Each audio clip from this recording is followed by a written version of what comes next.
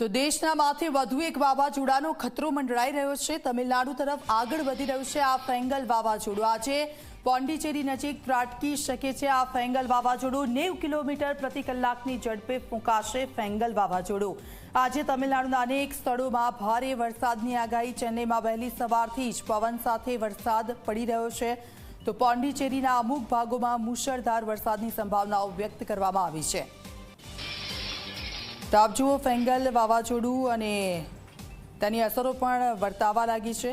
દરિયા કિનારાના જે વિસ્તારો છે ત્યાંથી લોકોને દૂર કરવામાં આવ્યા છે અને 7 નંબરનું સિગ્નલ પણ ત્યાં લગાવી દેવામાં આવ્યું છે। તમિલનાડુ તરફ આગળ વધી શકે છે આ ફેંગલ વાવાઝોડું અને તેની અસરોના ભાગરૂપે વાતાવરણમાં બદલો આવ્યો છે। આપ જુઓ, વાતાવરણ બદલાયું છે ત્યાંનું અને કેટલીક જગ્યાઓ પર ભારે વરસાદની શરૂઆત થઈ ચૂકી છે। આ બંને દ્રશ્યો મેં આપને બતાવી રહ્યા છે।